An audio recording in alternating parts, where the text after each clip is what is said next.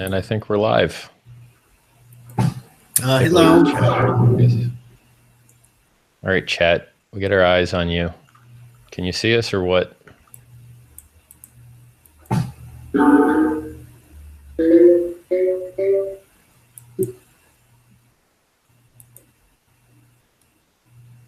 Either they can't see us. Okay, they can see us. Sweet. Chat, you're slow, man. Maybe there's just a ton of lag. Cool. So we're going to start talking smart people stuff in 1 minute. Gather up your buddy. I think I reversed the plurals on that, but you get the idea.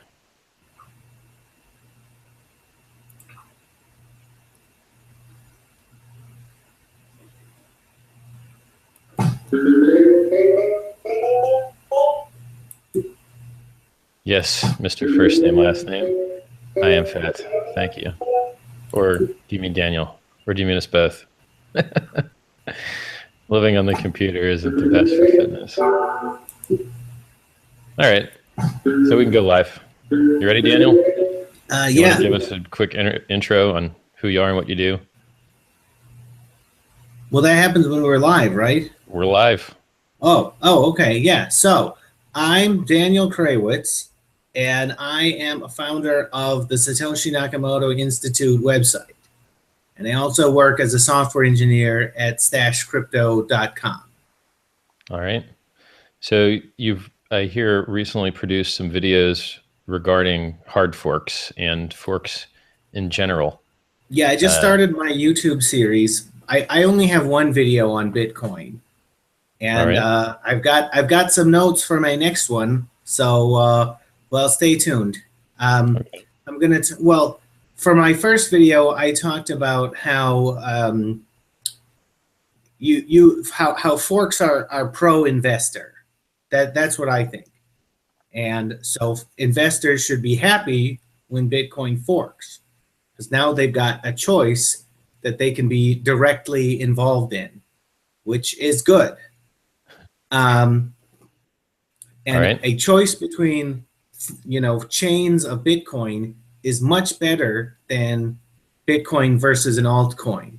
So they should think they should be bored with altcoins and happy with forks. That's what I think. Okay. So I'm going to attack that a lot. Is there any other stuff you want to say before like the disdain kicks in? Okay, well, so the other thing that I said in this video is that when I don't like it when the devs are above the investors. So I said Ethereum is like an extreme example where Vitalik is like the god and the investors are like the worshipers. So I want to reverse that.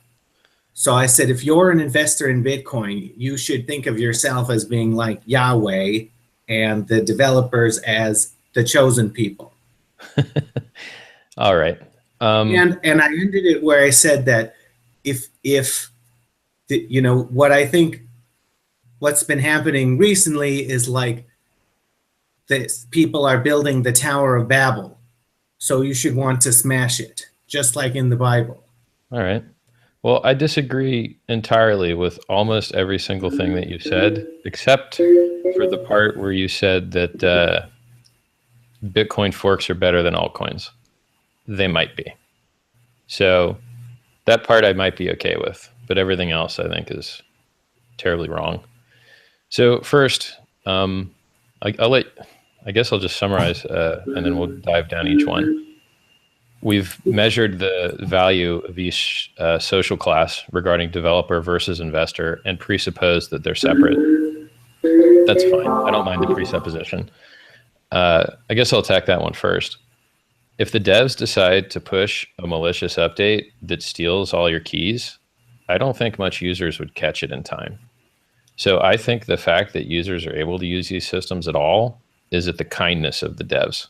And I think that if devs wanted to start stealing coins left and right and become malicious instead of nice guys, there'd be a whole lot of these Bitcoin investors, which you wanted to refer to as deity-like that would be out of cash, because they don't have the technical expertise, nor time, nor inclination, or awareness to audit a wallet, nor audit it every time a patch is released.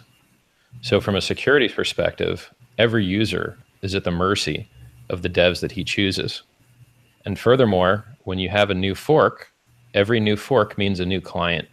And every new client means a new place that a malicious actor could steal your keys. Okay, wait a minute. I need to disagree with what you said about every fork needs a new client. Because what I would like to happen is next time investors disagree about, you know, where they want Bitcoin to go, the developers should make a fork and support both. So there should be one client that supports both forks with one developer team. Then the investors choose. You don't need a different client for each fork. You do need a different client for each fork, because the game theory that made people fork in the first place causes them to want you to use a different client as well, because they want to maximize. Why? Well, just pure timing and or animosity. So why would someone that's ruining... So let me give you an example, right? So first I'll state that in an ideal world, maybe what you're describing could possibly happen, but we've never seen it in any other industry ever at all, ever, okay? Your peripherals that you use on your Apple device don't work on any other device on purpose. The peripherals that you use for your car, right? The buttons and switches and rims and every single part in that car is made to be inoperable with other parts. Wait a minute. If Bitcoin forks, all of the investors automatically own both chains, right? Yeah. So, what? That has nothing to do with client software. Nothing. Well, it does, because the investors want from the investor standpoint, there is not a conflict here. Like Bitcoin Core and Bitcoin Cash are basically, you know, two sides of the same coin. No. You know? They have nearly nothing in common. So I disagree. From an investor perspective, like if you are going to own both, you should want both of them to cooperate to the extent that it's good for investors. But they should also fight. They should also have conflict to the extent that's good for investors. So they should be partly cooperative and partly in conflict. They shouldn't be entirely either, because that's what's best for investors. Yeah. So let's back up, right? So do you agree that wallet software and the inability for users to audit it is a giant security risk for all users, and that the system is actually trustful and you must trust your developers? Can we agree that? Yes. Okay. So, and just even though we agree on that, so that the public agrees here, I will tell you that the Electron Cash wallet, which was a fork of the Electrum wallet in the Bitcoin ecosystem, overwrites your Electron install when you run it. That's malicious. Okay.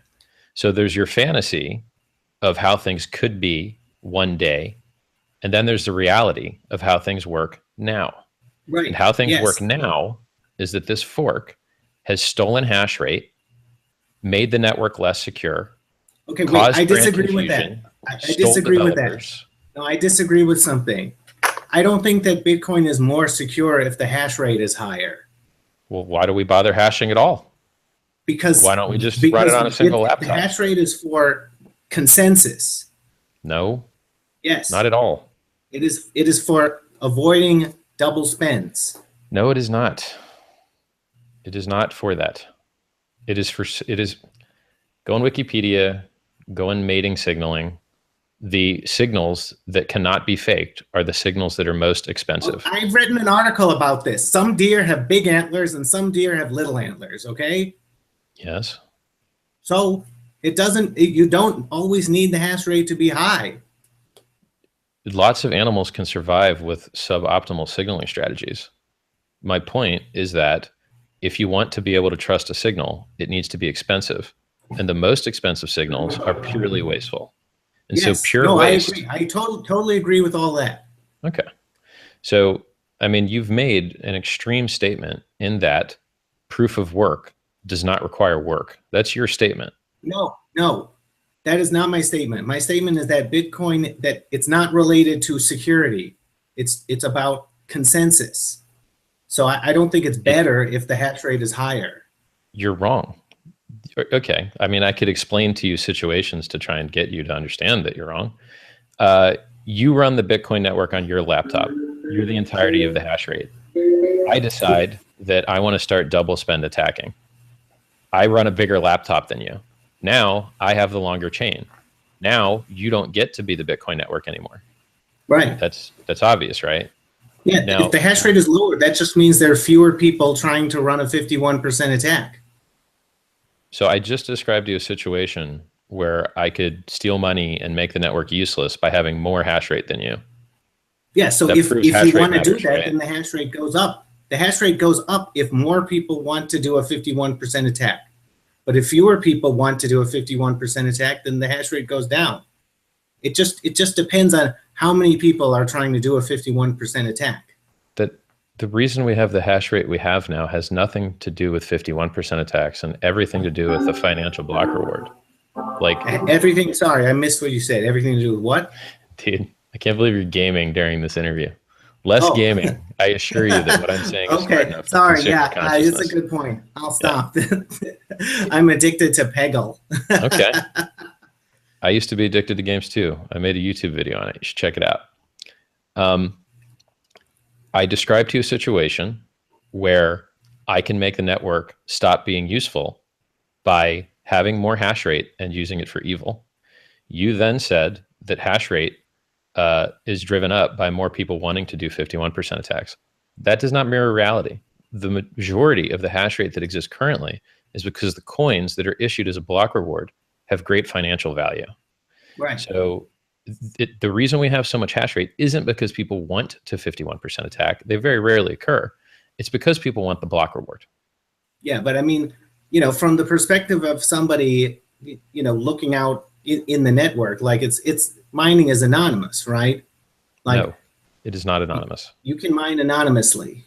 I mean, you can voluntarily reveal who you are. Not without great effort. You can network analyze where transactions are seen first. As long as you have enough honeypots and eyeballs on the network, you can tell where transactions are coming from, and you can blueprint the language and type of bits that they're including with the transactions. And you can analyze the type of transaction ordering you're doing. And you can analyze the amount of empty blocks that they're mining.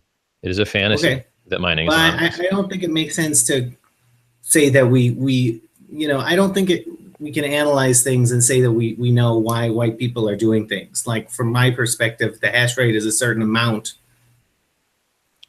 Well, I think that if you did some research, you'd find out that hash rates very linearly follow the value of what is being mined, and it's I agree. Yeah, I agree that that's why they're doing it, is because they want the coins. So have we got you to understand that hash rate matters yet, or should we stay on it? Hash rate matters. Okay, but it's not better if the hash rate is higher. Sometimes it's better if it's lower. Better for what? The environment or your financial security? Because those are your options. It can't be good for both. If you want it to be good for your financial security, it needs to be very wasteful. If you want it to be not wasteful, it needs to be insecure. Those are your only options.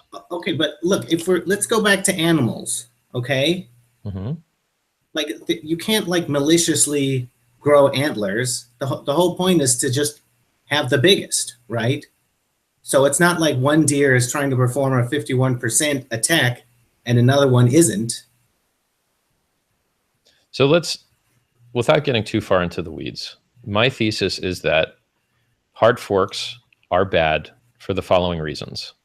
One, they split developers across projects where work gets duplicated instead of more developers working on a single project where they could be assigned into different verticals. It's the replication of work. It is the reason that bounty systems are so terrible. A bounty system means 8 idiots have to do the same bad job, and then the one that sucked the least gets chosen, maybe, if anyone decides to even engage in it. It's a much superior path to not do bounties and have an intelligent person choose a proven and effective counterparty and licensed, bonded. If they don't hit time constraints, you move on. Or you could do it with a quorum. You could have 2 or 3 people, but not 10, right? So separating your developers across projects is bad. Creating a Wix template website with 1 dev, maybe 1.25 devs, stealing 30 to 40% of the hash rate from another project is terrible. It is the ability to remove half of the security from a network by having a Wix website and 1.25 devs is terrible. And it's worse than that, okay? Because that fork is stealing people's money. That fork is printing money for miners right now that are mining nearly empty blocks because there's no transactions occurring. And this is the reality that we're in. So you may have some cool theoretical points that maybe work out in cool theoretical land. But here in the real world where we are right now, the fork is causing a lot of harm. It's made the Bitcoin network less secure. It's caused developers and mind share to be wasted on a dead-end project that is terrible, that linearly scales when to reach the globe, you need a much better scaling system, like Lightning, like tier 2 things. Bigger blocks will never work, ever. It's go read O notation on Wikipedia and understand how math scales. And I don't mean you, a dev, I mean everyone else in chat. So the end result is people had to run an insecure wallet that overwrote their code from a person they did not know, to lose the anonymity of their coins by having to split them to protect them, to lose the right to be rolled into a transaction first from having more days destroyed and having older coins, which would have received priority, depending on miner logic, but they used to, which, so you've got an overwritten wallet, you've got loss of anonymity, you've got loss of coin age, you've got loss of developers, you've got loss of security through hash rate, you've got loss of brand awareness. And for what? What was achieved? What was achieved was some people stupid enough to buy that other coin gave their money to the people that were smart enough not to. And I don't think that that distribution has so much utility.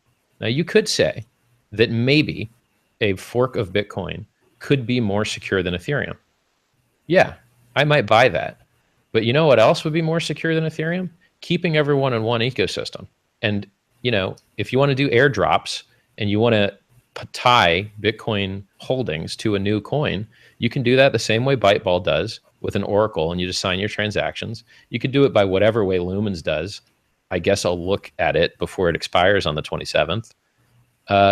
There are ways to incentivize and give investors in Bitcoin different plays and different experiments, like side chains, like drive chains, like altcoins with oracles, that don't involve killing security, killing anonymity, stealing devs, stealing branding, none of those things. So, okay, well, may I respond to that? Yeah. Okay, well, let me give you another animal analogy. So some species of birds have more chicks than they can afford to raise. Mm-hmm. And then the chicks have to fight, and one of them gets thrown out of the nest, or more, a certain number, okay? Mm-hmm. Yep. So that's wasteful, but that's what happens in nature. Yep. So that's what I like about forks. You're saying sometimes waste works. I'm saying sometimes it's good to create conflict and to choose the victor and let the loser die. Yeah, well, that's what we have on CoinMarketCap, right? That's like, there's 1,000 altcoins, right? And then there's the legacy system. See, I don't like altcoins. I like forks. See, here's the problem with your analogy, right? You made an analogy which requires separate entities to compete, right? So you have like a logic system in each bird, and you've got like genetic patterning, which makes them smaller, hungrier, louder. And there's competition at that level. But the competition that you've described in the fork level looks nothing like that, because so many things are shared, right? So are you experimenting on proof of work? No, it's the same. Are you experimenting on wallet code? No, it's a fork. Are you experimenting on block timing? By accident, not on purpose. So what really was this experiment? You put a different logo on the coin and changed one parameter and made... Yeah, I don't think they should put a different logo on it. They should both claim to be Bitcoin. Okay. So how do you feel about replay attacks? I don't think that we should protect against replay attacks. I want things to be as close to being the same as possible, so that it's as close. It's like a controlled experiment. I don't think you understand how a controlled experiment works. Your control has to survive. You can't kill your control as part of your experiment. Your control has to be unfucked with. Okay, I made an analogy. Literally, no, it's not exactly like a controlled experiment. But there's it is the correct analogy. You did make the correct analogy. It just proves my point instead of yours. When you want to do an experiment to choose a victor, you need to leave the control the fuck alone. And in what you're promoting, you are not leaving the control alone. You are doing every single possible thing to fuck the control up so that you'll never know whether the other fork should have survived or not. So you were accurate. You did make a good analogy. It just supports my point, which I hope will become your point. The competition can be had. Fair competition can be had. And it will look nothing like what you have recently seen. Okay, it's pure loss for everyone involved. Wait. Describe what fair competition would look like. You build your own project with your own devs and your own brand. You get your own mind share from the world. You set your own prices. You bring innovation to the table. You do something better, unique, faster, smarter, stronger, and preferably 10 times better somewhere so that people care to waste their time learning about it, because there's friction, right? Most businesses don't work, not because you can't make profit on a sale, but because you can't afford the friction of bringing a new client in. Most genetic algorithms don't work in trading, not because genetic algorithms aren't smart and couldn't figure it out, but because you run out of energy and money to fund them. And they run out of money before they ever break even, just like fusion. You can get energy out of fusion. It just happens to be a lot less than you put in. So your idea of competition is fabulous, but in the real world with real overhead, it is unattainable because the energy that would take to generate an accurate experiment exceeds whatever value you could get out of the experiment. Larger blocks might work, and they will never pay off as well as the costs that have been incurred, unless you're stealing from the idiots that invest in anything. And I'm not sure that's, I mean, if you want to do that, get drive chains and ERC20 tokens on Bitcoin, and then you can have the people give away money to stuff they shouldn't.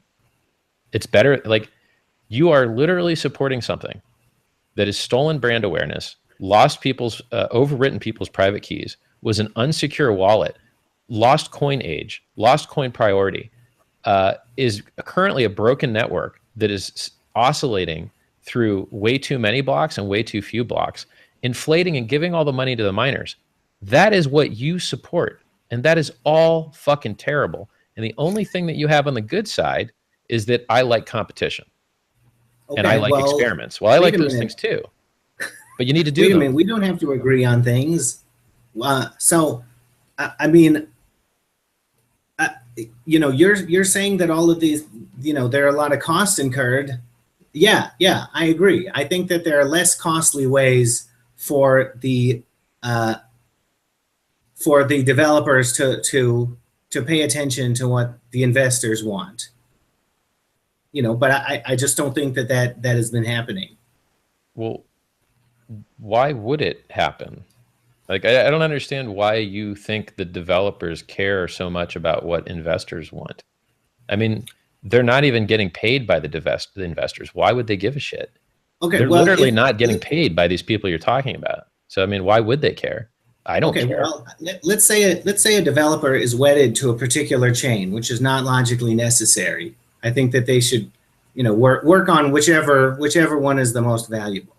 But let's say they're wedded to a particular chain, and they do something that the investors don't like. Then the other chain becomes more valuable. So their chain becomes less relevant. That's not how developers work. Developers, the smart ones that have freedom to do what they want, they like to work on interesting things.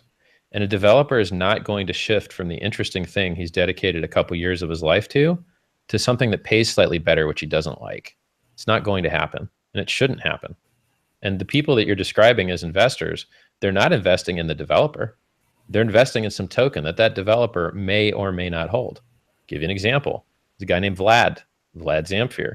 He's an Ethereum researcher. He's researching proof of stake, sharding, right? They want to stop burning electricity. They want to get scale. Those are the two things that they think will do that. And he holds barely any Ethereum. So do you see him like jumping to coins that have gone up in market cap because it'd be more profitable for him to do it? No. Oh, no, it's not about profit. It's about, you know, the ones who are like the person you talked about, they will become less influential, you know, if they do something that the investors don't like. I don't think that's the case at all. They're staying, in my example, this developer is staying working on a chain that becomes less valuable. Give me a single example of a single developer that gave up on a stupid idea and went to the more profitable idea. Like, no, it's not about profit. It's about influence. It's okay. Well, tell me the developer that did that. Well, I don't know. I think you're just dreaming all this stuff, dude. Right. Like, there's an ecosystem with very few. There's very few crypto devs, and we know what they're doing, and they're not doing what you're telling me that they should be. They're not. So like you're once again, like, if you would spend less time like thinking about what should happen and spend more time measuring what is happening, you come up with much cooler ideas, because what is happening is really cool. I mean, there's a lot of interesting stuff going on, and none of what is happening in any way represents the models that you're generating. Your models are wildly inaccurate, wildly. So, I mean, let's choose a single thing. Let's choose a single point where we want to make something good happen. All right. I would like to see the Bitcoin network be the largest network for liquidity for the following reasons. In currencies, the one with the largest liquidity oftentimes has the largest utility. Can we agree with that point? Yes, definitely. Excellent. And would you agree that it is easier to create liquidity from a finite group of people that are willing to invest in a single cryptocurrency instead of 8 ticker symbols? We've got finite investor money. We've got 8 ticker symbols. Wouldn't we have much more money if we combined that all into a single ticker instead of having 8? Oh yeah, no, I think altcoins are all ridiculous. I think that's all basically wasted. Excellent. So we agree that it's a liquidity war in currency. We agree that it's easier to get larger liquidity if you've only got to pump one currency's liquidity up instead of multiples. All right. So yeah. I'll tell you why I think Bitcoin's the right one. And then I guess you could tell everyone else why you think it is. It has the highest hash rate. It's using equipment that is only useful for mining Bitcoin. So you can't resell it after an attack to reduce the purchase price of an attack. It has the largest developer community. It has existed for the largest period of time. It has the most advanced and intelligent developers. It has the longest uptime. We're talking about the guy who basically made proof of work popular, Adam Back, the guy who invented the term smart contract, Nick Szabo. And they're funded to the degree where it's basically like a 10-year system where they never have to be profitable. They can do whatever they want without being profitable, because Reid Hoffman and some guys were nice enough to drop a lot of money on them in Bitcoin and cash, and they're bonded with Bitcoin so that they receive Bitcoin, and as long as they're employed, it goes and waits for them so that they care about the value. So we've got the best devs, the best ecosystem, the best security, the most press, the most news, the most regulatory goodness being written around Bitcoin, right? Ledger X, CFTC, all these things point to this currency. And you look at the other currencies, what do you have? No adoption, no wallets, huge security surface, networks are down all the time. That's why I love Bitcoin. Why do you like Bitcoin? Okay, well, let's talk about the definition of Bitcoin now, because from my perspective, you know, we had Bitcoin before. There was one chain, then it split. Okay, so it's like, you know, before we had cat, and now there's like tiger and lion. Okay, So Bitcoin is both of them.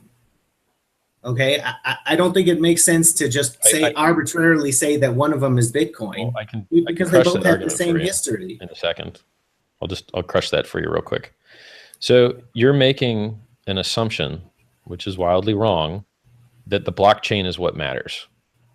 It is not what matters. Okay, you can take your copy of the blockchain and make 1 million copies of it and print it and spread it all over the world, and you'll find out it has no utility on its own whatsoever.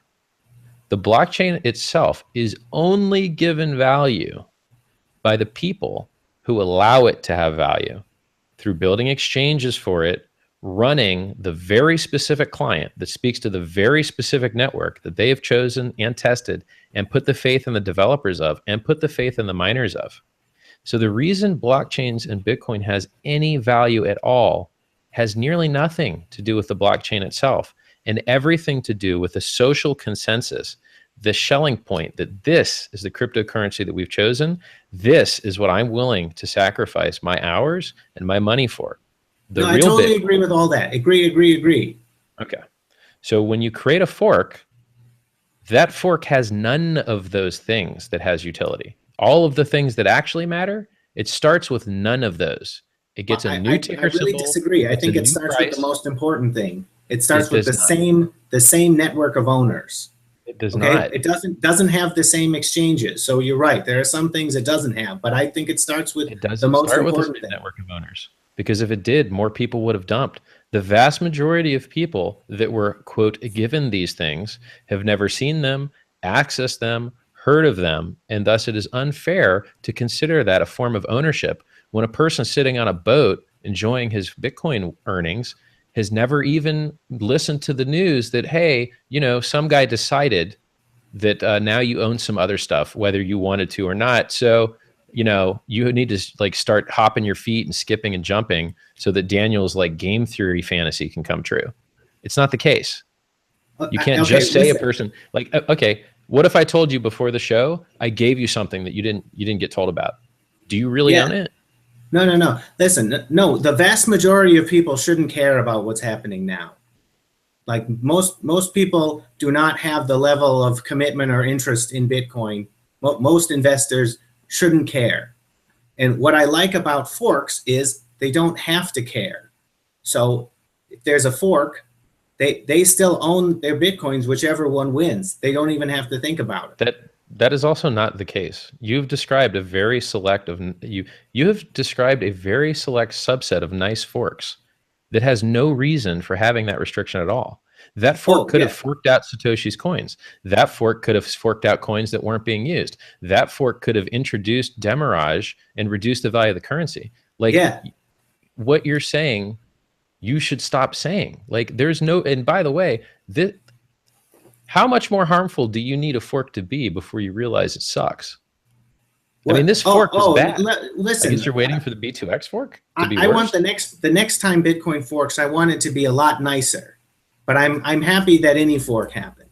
Okay, well, then you have to choose one of the two statements. You can't say you want it to be nicer and that you don't want replay attacks, or that you do want replay attacks. You can't have both, because replay attacks aren't nice. Why aren't they nice? Because you're taking my speech, which I'm broadcasting to the network of my choice, and copying it against my will to create financial problems for me. Fuck that. We have in the normal world laws against you copying my speech for your benefit, right? And that's what happens when you take my transaction and replay it on a fucking network I didn't want it played on, and make it hard for me to not replay that. To give an example, let's say you're eating in a restaurant and some guy walks up to you and listens to your conversation and starts yelling what you say across the other side of the restaurant. And this pisses off everyone else in the restaurant. That's what a replay attack is. And I'll tell you the truth, I don't know why people that support replay attacks don't get more shit from the community for being basically evil to push their idea of what should be technically correct. Okay, you want to make a new technically correct altcoin? Go airdrop it to the holders, and you don't need to touch the original thing. Okay, so can I respond to that? Sure. So for my, remember when I said that most Bitcoin holders shouldn't have to care about what's happening now. So from my perspective, it seems good that if they make a transaction, that it should just automatically show up on both networks, because that keeps things more even. Like if I want to split the coins, that should be something that like you've made another assumption that doesn't make any sense in reality. Your confirmation can get go through on one side and never go through on the other side. And now what? Well, so in the real world, like everything in the real world, like crushes all of your theories, but like, I don't know why you don't care. Like all you have to do is like take your models that you're generating, which seem cool, and then actually like run 1 or 2 tests in your head and go, oh, it doesn't have to be a clean fork. Oh, the transactions won't go through. Oh, you know, look at this like, oh, wait. Oh, in front of you, real fork that really happened. That you said that I have to respond to, because you were talking about how like the fork could introduce demiurge or something, right? So I would say that if they did that, that fork would lose value very rapidly. You know, so well, apparently nice forks would stay valuable longer. Right now is printing a block reward every minute instead of every 10 minutes, and they don't seem to be having a problem. They've got one single dev who's a dickhead. They don't seem to be having a problem. So you're making another assumption that the market can tell the difference between a technically good coin and a technically bad coin. You yourself are already aware that they cannot because of your position on altcoins. So like, you believe in competition because you believe that investors will choose the better thing and then we'll get better stuff. But reality doesn't show that to be the case. Enron did quite well as an evil, horrible company that made the world a worse place, and investors didn't do anything about it. Volkswagen was polluting the shit out of the environment. What were investors doing about that? So the concept that you're like appeals to making the world a better place technically are to rely on idiots that don't know anything technical is stupid and has no root in reality. Investors, by and large, do not make good technical decisions, nor will they ever. Okay, well, so I want a world where dumb investors lose money as quickly as possible. And the way that you do that is by giving them options. I think forks are a better option than altcoins. I believe that a fork that was non-contentious or you know, didn't try to destroy the original thing and just created like a small form of dividend or something along those lines is probably better than an altcoin. Maybe. Right? But that's only because altcoins suck so bad. What was the topic right before this? Investors being bad at choosing good technical things. Right. And then, fuck, I missed it. There was a good point in there. So in your world where so you say it's better if stupid investors lose money quicker. And once again, I will introduce you to like how things actually work, right?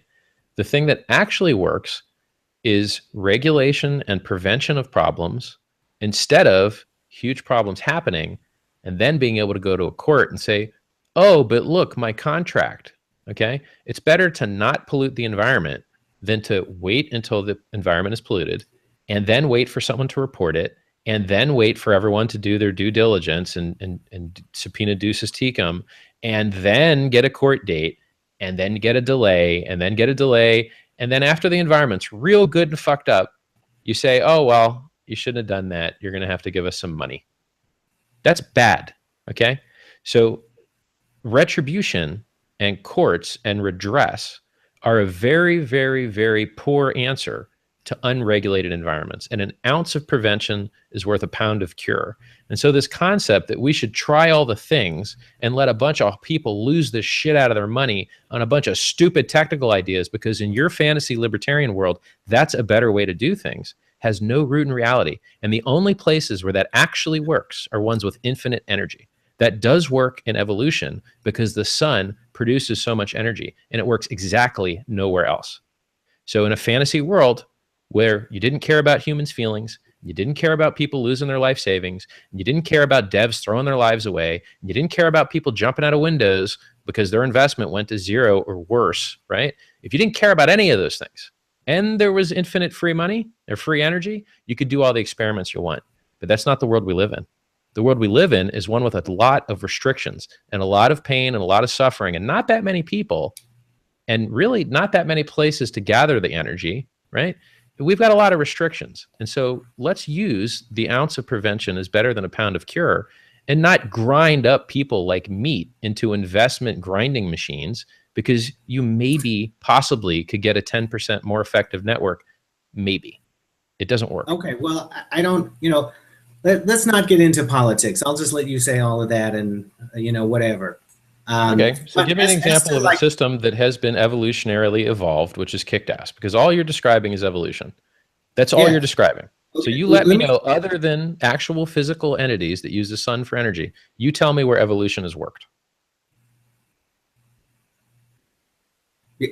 Other than when people use where has evolution worked? You're describing you want to evolve cryptocurrencies, and you want a bunch of them to get killed, and you want a bunch of investors to lose money, and you want to give the smart investors the stupid people's money, and you want to like treat people as non-humans and watch them just get wasted for some technical benefit. So I'm curious where else you've seen evolution work in a non-infinite energy system. It doesn't work in the stock market. Okay. It doesn't work anywhere. Earth is not an infinite energy system. I mean, there is a limited amount of energy that comes from the sun to the earth in a given amount of time. It's not an infinite energy system. Do you want me to back off the statement infinite and just say lots and lots of energy? I'll do it if you want. I think that. But it's a weak point, right? Okay, let's go back to the handicap principle here. So I don't think that there's a difference between lots of energy and little amounts of energy, because the deer will grow antlers that are just big enough to take up all the energy. That's not what deer have antlers for. First of all, it's a bad analogy, because they have them part for social signaling and part for actually fighting. So let's not use deer antlers. Colorful bird feathers at least aren't used for fighting, right? Sure. Okay, that's good. Yeah, I like those too. Okay. So let's can I respond to your point about theory and reality? Yes. Okay. So what I say that I'm doing is I want to make the world more like my theory. I'm not saying that my theory describes reality. I'm saying that I'm imposing my theory on reality. Okay. How's that going? How's reality responding to this effort? It's going great. All right. I'm very happy with how it's going. so let's do a test. Let's run a test on your theory. I'll just say, so far my points have been hard forks are terrible. They're a real cost. Prevention is better than cure. Evolution doesn't work most places because the overhead and the friction is too high, and the cost is too high compared to the benefit that can be gained. People their emotions and existences should matter, and they shouldn't, even if you could crush up a bunch of people into 10% technical value, you shouldn't. So those are my statements. Let's see. If we take your statement, your belief, okay, is your belief executed look identical to what has occurred with Bcash? Well, no.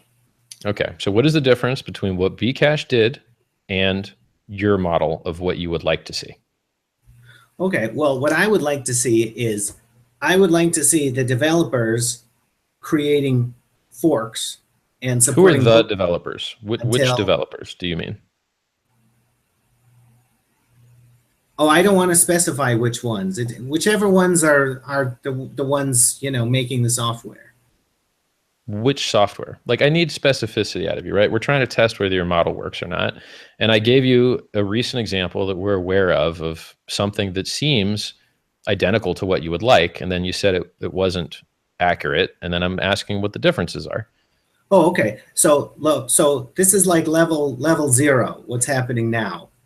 Mm-hmm. Okay. So level 1 would be, okay, we'll take Bitcoin Core. Okay. Level 1 is, they say the investors are in conflict about something, so we will create a fork and we'll let them invest between them, and we'll support both until one is made basically valueless. So that's a more cooperative way of accomplishing the same kind of thing. Sorry? Let me pause you right there. Okay. Can you list me a cryptocurrency that ever became valueless? I just mean small enough value that I don't care about it anymore. Right. But can you list a cryptocurrency that has small enough value that you don't care about it anymore? Oh, okay. Let's see. Well, that doesn't happen. Cryptocurrencies stay as appendages and they never go away. And they hold a shitload of value, especially when they shouldn't. So an externality that you're not accounting for is that these forks don't die. They stay. And you would know that if you looked at the history of forks. Okay, well, let's see. And that is an overhead, and that is a cost, and it does suck. So let's see. Market so you would have to describe to me a metric by which you would force these terrible failed experiments to actually go ahead and fail, because I don't see it happening. So Bitcoin's market cap is about 82 billion, because I'm adding Bitcoin Core and Bitcoin Cash together to get that number. And so let's see. Now, if we go down to number 12, you realize that you can't just add those together, right? Because people have traded amongst and into one and not the other. Like, as soon as that metric may have been useful in the 0.01 second before they were actually traded on market. But now that they have been traded on market, many, many people external to the system have purchased one and not the other. And so you can't just like add them together. No, I think that that's a good way of doing it. Okay, so I could just create 10 more forks, and then you'll just keep creating them. And then Bitcoin, by your bad accounting, will be the most valuable. It will exceed the value of Earth, basically, right? Because you're double counting stuff over and over and over again. What I think will happen is that if let's say there's just one chain, and that's Bitcoin, that splits, that the sum of the values of the forks should be equal roughly to the total value before. I mean, I don't think that they'll just gain new value forever. I think that there's a total market cap and they'll fight for that. So I think it will be easier to show you that you're making an accounting mistake by double counting the same thing in two columns. Wait, I still need to answer your question from before. I'm still answering your question. Okay. So I went down to number 12 and it says BitConnect, and that is less than 1 billion in market cap. So that's really tiny. That's about 1% of the number that I said before, 82 billion. So that's small enough that I don't care about it. You shouldn't care so much about what a cryptocurrency's market cap number says, because it has no basis in reality. First of all, the BCC coin that you've pointed to, part of the reason that it has such a high value is because of this fork, which you supported. Because when they started out, they didn't know whether to call it BCC or BCH. And a lot of stupid people accidentally bought the BCC, which you've just referenced. Oh, that's funny. Yeah, cool. Okay. It wouldn't be funny if you bought it, though. Know what I mean? Right. So like you just did what I'm trying to tell you that you should do, which is look at what really happened, and then you'll realize your model was wrong. You said forks were good, but a lot of people just accidentally bought the wrong thing and got fucked. Well, forks aren't good. I'm imposing my model on reality. It's not, you don't get that without a lot more pull than you currently have. Like you could write some code, make some YouTube videos currently, and maybe deploy whatever funds you have for some maybe hiring of devs and maybe advertising. But you're going to find out that until you like work your way up the food chain, you're not going to be able to execute your will in the world. It just doesn't happen. I don't want to execute my will. I just want other investors to imitate me. Okay. Well, tell me what that would look like for fun. Can we do a spot check real quick though? Was there anything that you thought before this conversation that you may have changed your mind on so far, just so we can keep tally? Okay, let's see. Yeah, no, you definitely made a lot of good points. I may just have to review. I'll get back to you on it because I can't remember everything that's happened in the conversation so far. All right. So what would you like to see? So I'm gonna summarize what I think your intentions are. Oh, wait. There was also something else that I didn't quite finish. So I said level 1 is the devs support both forks, right? Level 2, that's what I would really like to see, is there is a futures market for forks, and we don't actually make new forks. There's just a futures market. And when so one of them introduce counterparties into the trustless crypto system by having a futures counterparty, right? Once we can predict that a fork is going to have a high enough value, then that's just what we do. See, that's level 2. Why don't we just make everyone act honest all the time and treat others as they want to be treated, and then this will all just work itself out. That makes sense too, right? Why don't we just make everyone moral and ethical, and they can figure it out on their own? Like, what I'm saying is, like, you can't make like grandiose plans and ideas and ignore implementation. It's stupid. It's navel gazing. It's fan fiction for reality. Like, when you make these statements that aren't well researched and can't be implemented in reality and get caught up in edge cases and people get blown out on, and like, you're doing more harm than you're doing good. Like, there is a chance that some of the things you've described might work somewhere, maybe, but the likelihood is so infinitesimally small. Whereas the larger likelihood is that people do the dumb, brute implementation that you described that they kind of understand and lose a lot of money. Like, yeah. So like, you should probably back off on extremist suggestions until you have evidence that they're more good than harmful. I mean, that's the reason doctors have Hippocrates' oath that thou shalt do no harm, because way back when, doctors are doing a lot of stupid shit, and it's a lot safer to be minimally evasive when you don't know what you're doing, which I would state, due to the earliness of this industry and your measurement of reality, I don't think you are qualified to make these suggestions. I don't think you have pointed to places where your theories have worked in other industries. I don't think you've pointed to places where these theories work in software or finance. You've suggested for futures markets, which is a counterparty, which is the opposite of what we're trying to do. I mean, the only thing that I can think of that you're saying that has value is the intention. And that is that competition is good. I think I've heard you say that fair and honest competition is good, which is funny because most of your other suggestions would, if executed, be unfair.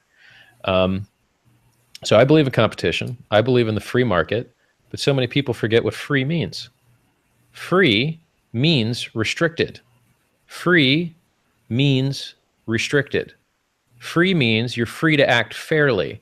You're free to play fairly. And you're free to get fined and eliminated from the market when you do something that is unethical or unfair. So many libertarians do not understand what a free market is. Okay. Can I respond to that? Because I don't think fairness has any objective meaning in the outside world. Like, fairness means something when we're in like a family, or when we're in like a kindergarten class and there's like a teacher, and they're little kids. But outside of that, I don't believe there's objective thing called fairness. You need only look to the real world and you will find it. For humans are not the only creatures which have evolved into the game theory strategy of fairness. It is the reason that other animals don't eat their kin or competitors on sight. The behavior is rare. No, I know about that. Yeah. So, like, you may not understand that fairness exists and that it's very common, and it's more common than not.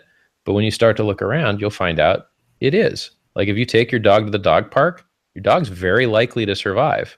Well, how does that happen? You've got a Chihuahua and people are walking their German Shepherds. Why doesn't a German Shepherd, for giggles, kill on sight?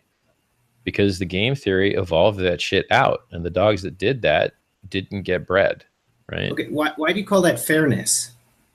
Why not? What else would you call it? Well, I would say that... What do you call it when you don't do something that you could do because it would be a dick I would say that there's benefit from living in society, right? There's benefits from having a peaceful society, right? And people would want to form one.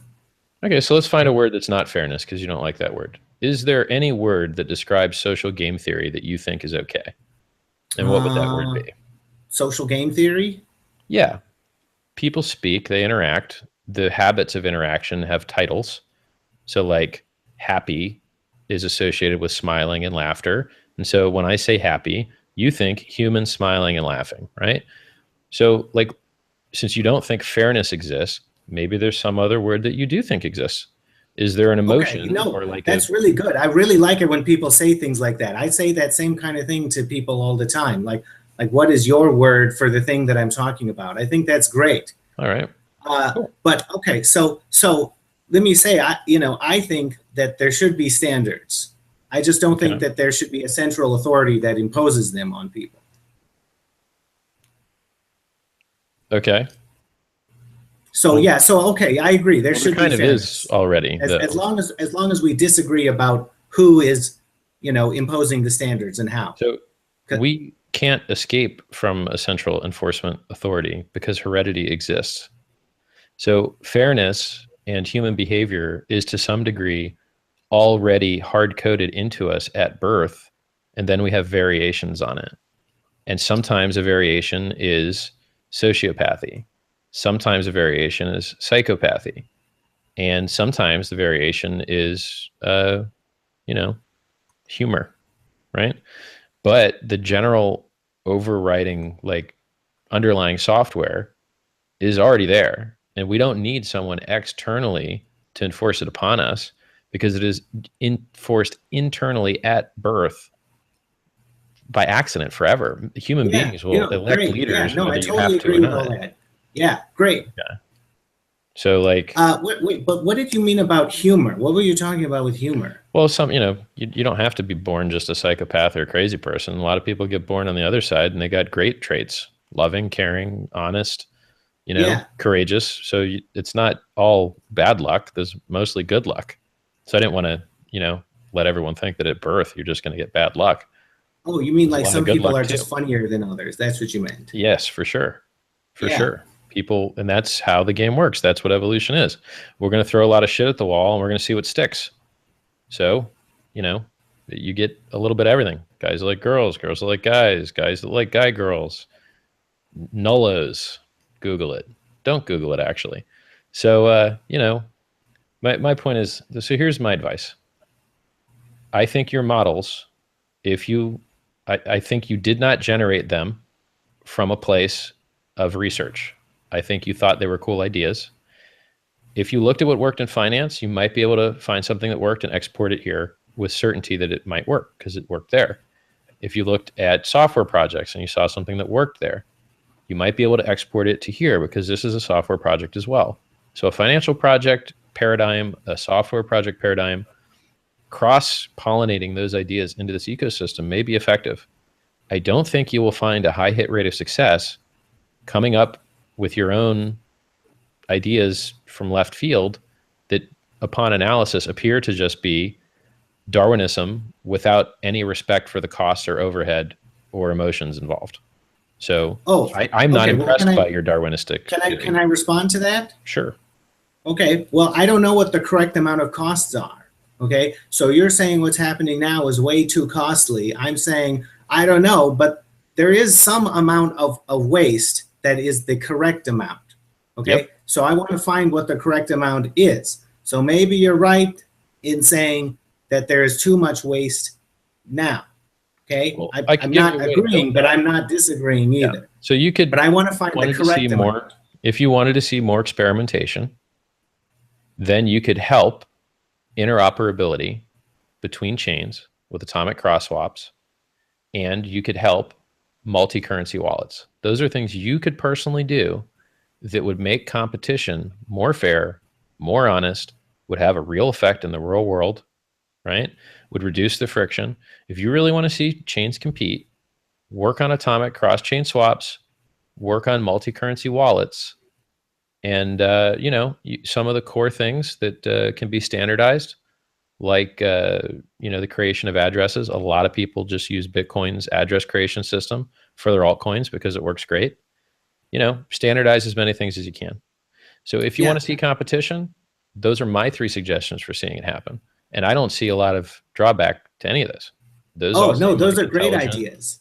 No, I love those ideas. I can't talk about what I'm working on right now, so I can't tell you that what I'm doing is fantastic. But it's we're going to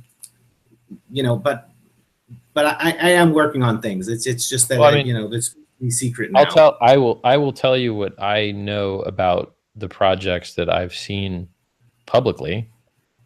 I know OT has a hosted go start your own financial business with a federated system software. You could do whatever financial crap you want with it. And I would imagine you guys are building plugins that would allow you to hold whatever currency you wish using Ricardian contracts and such. You don't need to confirm or deny, but that's my guess based on the, talks that I've seen from people associated with that project. Yeah. Everything. Just read the Open Transactions white paper. That's all public. Yeah, that's all what we're working on. Yeah, and I love that stuff, and I think it's great. And I can't wait to have more startups in the ecosystem that have a turnkey, trusted, open source, federated solution for trust and financial privacy. I think it's great. I wish you guys the absolute best. Okay, well, thank you. So, I don't know. You guys want to take some questions from chat? Hey, chat. There's 244 of you guys. Let's see if you got anything smart to say.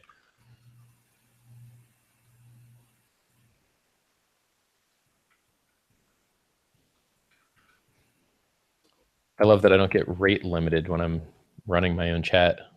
Yay. All right, 244 chatters. Smart questions, go. We'll give them a minute in case there's lag.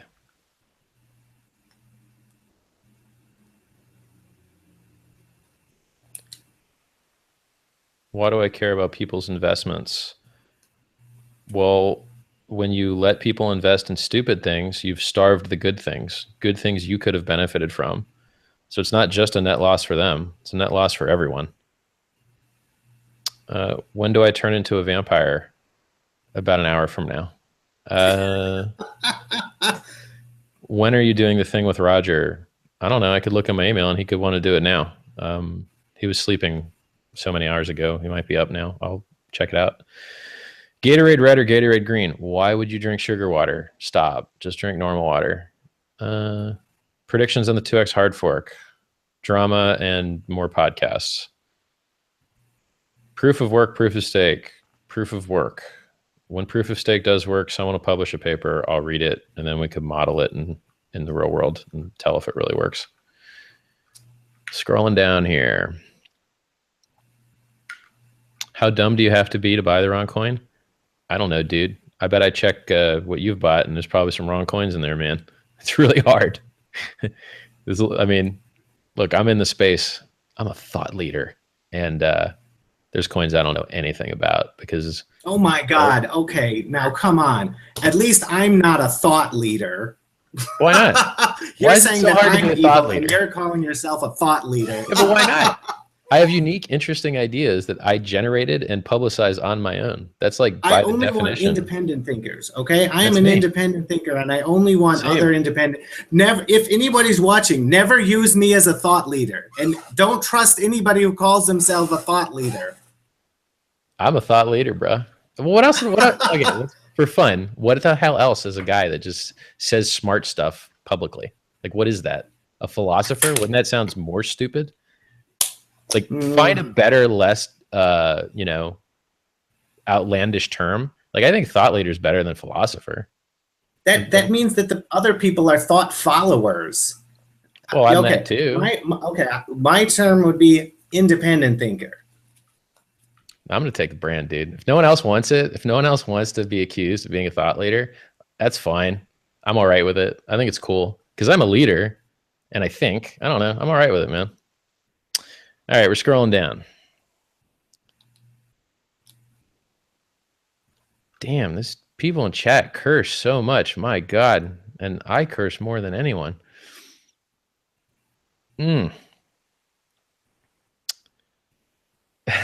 The chat is mean as hell, dude. I actually saved this. It's so mean. Okay, scrolling down. Exchanges, Lightning Network hubs. Yeah, obviously. Why wouldn't you want faster, instant transactions without ever having to go into the chain, and more secure and more anonymous and quicker and cheaper?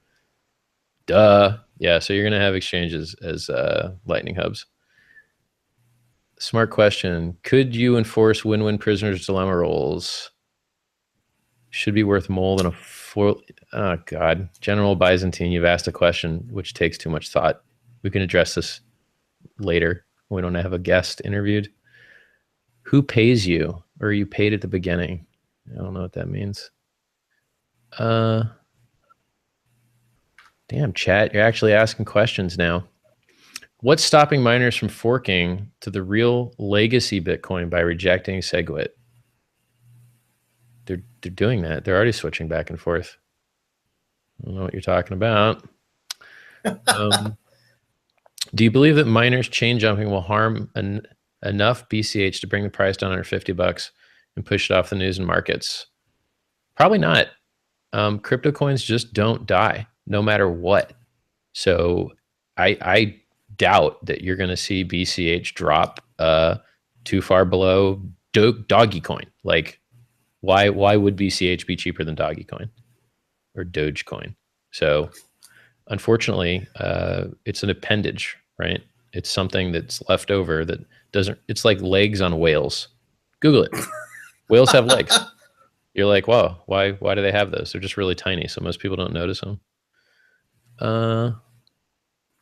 Why aren't the candles lit? Because they tilted backwards and the wax will drop on the floor. And I don't feel like fixing it, so they point up. And I don't feel like replacing them midstream. And I don't feel like being hot. Good question, though. And on down the list.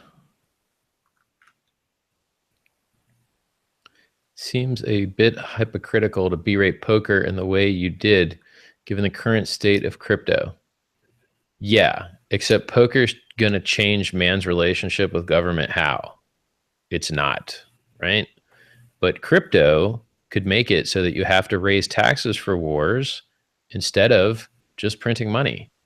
So we're going to have less war because people don't like taxes, right? So poker's not getting any of that done, nor is it enhancing privacy, nor is it enhancing security, nor is it building new computer science. You're going to whine, you're going to cry, you're going to say, oh, but we're training AIs. Yeah, you're training them to play poker, and the data really isn't exportable. When it becomes exportable, you let me know. I'm sure you're really checking it in between hands. Let's go down here. Just here for the bronies. Will we see ICOs on Bitcoin? Yes, you will. Civic accepted Bitcoin for their ICO. And, you know, if people choose to use parts of Bitcoin to operate parts of their ICOs, great. I mean, I prefer it here in the more secure system than the less secure system. Given that forks are inevitable in social consensus, what does a good one look like? One with replay protection and a reason for existing. And the more reason, the better. It needs to bring something extra to the table. Anonymity, liquidity, some type of mimetic sales pitch, you know, just, hey, the blocks that weren't truly full, now they're really, really, truly not full. That's not a good fork. Particularly when it's run by a single dev that did nothing for the main project and is just getting a start now. Retarded. And if I'm wrong and he ever did something for the main project, I'll be more than happy to back right off of that statement, but I'm unaware of such things. Okay, well, hey, I got to go. I mean, if we don't have any good questions, yeah, man. I need I'm to sorry get the going. questions weren't good. Bro, it was good talk. This was a great conversation, and I'll get, when I read it again, I'll get back to you on whatever you might have changed my mind on. To tell you the truth, man, if you stay building what you're working on, it's probably better than any learning you'll do here. So building software that works is more important than anything. But if you're bored and you're addicted to games, this is a good game to be addicted to. Okay. Really good talking to you, I'll talk to you later. Talk to you, man. Bye. Bye.